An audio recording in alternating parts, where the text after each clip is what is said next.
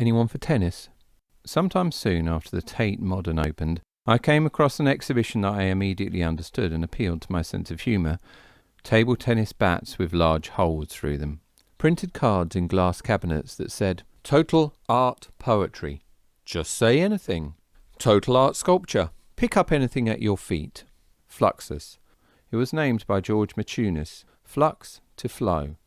Fluxus is a loosely connected collective of artists that started in the 1960s or thereabouts. It was an international movement but greatly focused in New York. Their philosophies were not about the individual but allowed the audience to join in, to become part of the art, moving away from the egocentric abstract expressionism of the time. For example, I'm flinging paint at a canvas. This is how I feel. Instead, let's connect and feel it together. An art that could not be properly defined, restricted or reduced. A movement, or non-movement as members described, that consisted of performance, sound, music, poetry, printed material, instructions. Why niche down and restrict yourself when you can be free? You can be open and experimental, approaching ideas from all different angles. Unburden yourself. Just lighten up. I'd like to think that I have the freedom to choose the media whenever I want to, which media, what media I want to, and just use it to communicate my ideas or message. Fluxus created concerts with surprise.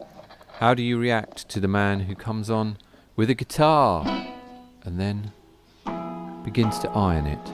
There is surprise and subsequent laughter, but is that the intent? Fluxus would have you believe that there was no intent.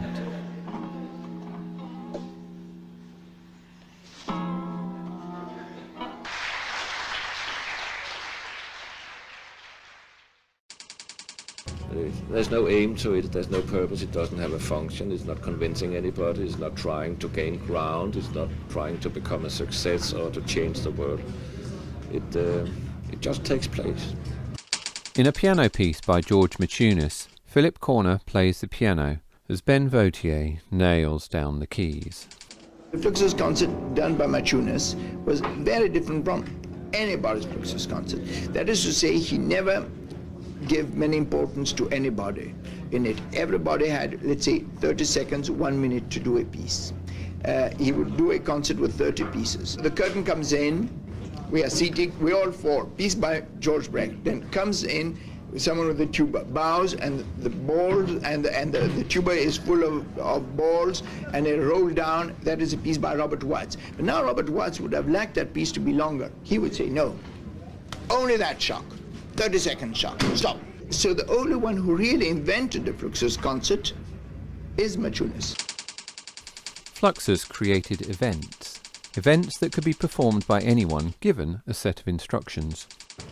Event means life. If I take a glass of water and I drink it, that is Fluxus. Now, if I make as if I'm drinking it, that is theatre.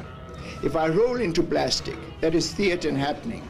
If I shout and do melodrama, that is theatre happening, romanticism. But if I drink a glass of water, I think that is life, and that is Fluxus. First appearing in 1964, Flux kits brought together large groups of artists who all contributed something to a box. These boxes were packed with small objects to be held in the hand, read or manipulated.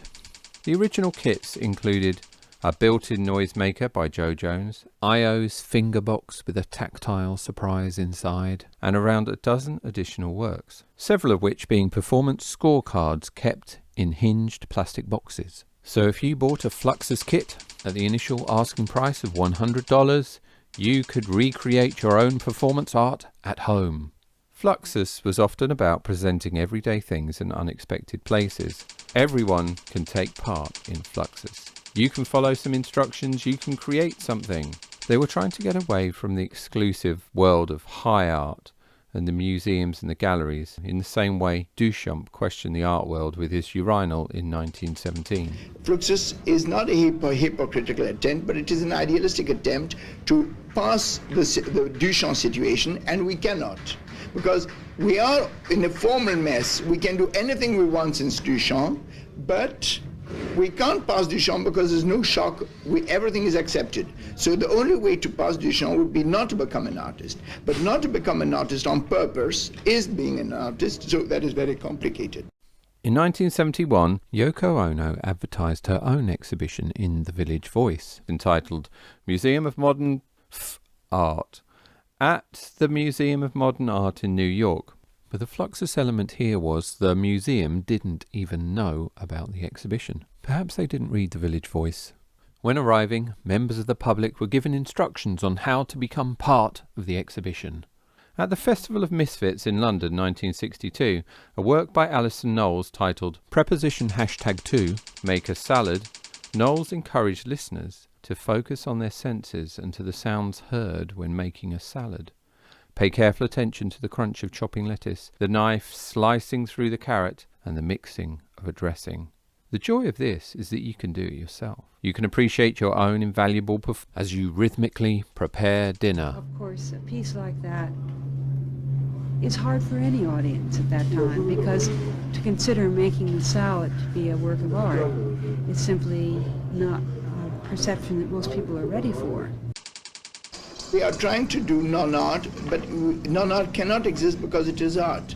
And we are trying to do life art, and life art cannot exist because it is either art or life. And if it's life, it's life. And then nobody knows about it. It's my mother-in-law opening the tap, and she doesn't care. And if she finds out it's drip music by George Beck, then she starts thinking, and it's art.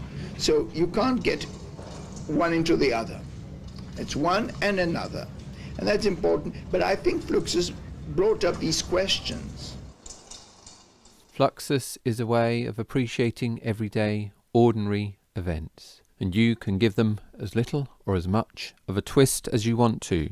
It has no obvious beginning and no obvious end, as you two become part of the flow.